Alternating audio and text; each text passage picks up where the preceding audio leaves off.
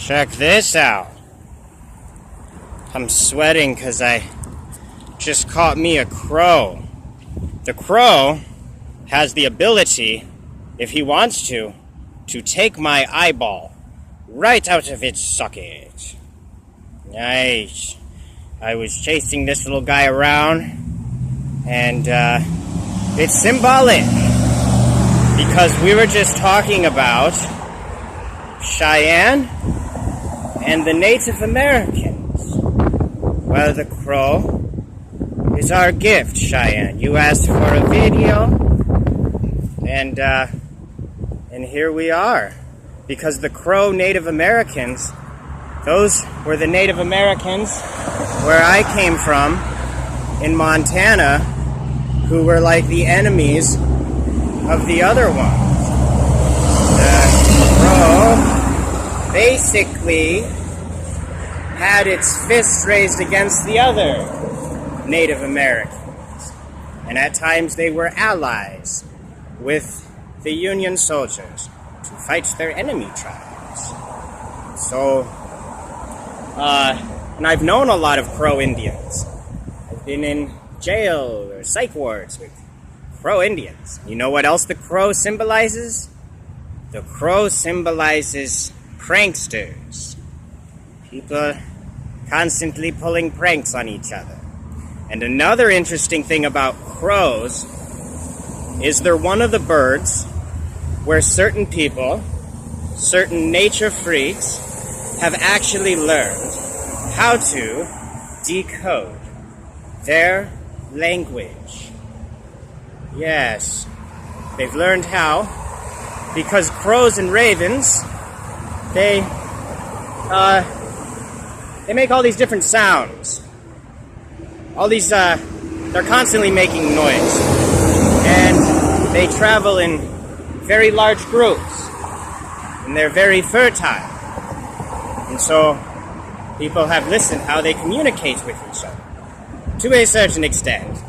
It's not a very complex language. It doesn't really fill up a dictionary. Not a very large vocabulary. But I know this is symbolic because you asked me to make a video for you. And then this guy shows up. Okay? And so, but not just that. When I was in jail, people used to call me Scavenger. And they used to make strange crow noises. And I won't dare try to interpret them because I suck. That caw noise. Because I didn't have money on my books, so I would eat off the trays where people didn't eat all their food. And so they would make raven noises. But another interesting fact is I had a friend. He committed suicide. And his name was Raven Stevens.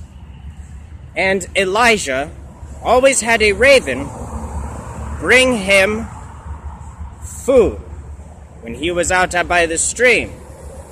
And I prayed to Elijah and I said, I want to be fed by a raven someday. And the next day, the trays tipped over. So they ordered new trays. And the trays that still had food on them, I got to eat the rest and lots of pieces of cake. It was the biggest meal that I ate. I went back and I said, I read the novena. And then I remembered praying before the tombstone of Raven Stevens. And there was a raven on his tombstone. And I prayed to God, I said, if that was Raven Stevens that fed me, may he feed me again tomorrow. And other inmates began offering food. And then I asked God, if Raven Stevens really fed me, let me see a picture of a raven, or a magazine opened up to a raven, or let me see a raven on TV. And long story short, I walk up to this boy dying of AIDS. He told me about a dream he had. Right after he told me about that, I walked over to the bookshelf. And there on top of the bookshelf was a book called Scarecrow. It had a raven on the cover that looked just like the raven on the tombstone of my departed friend, Raven Stevens. Okay? Alright, God bless.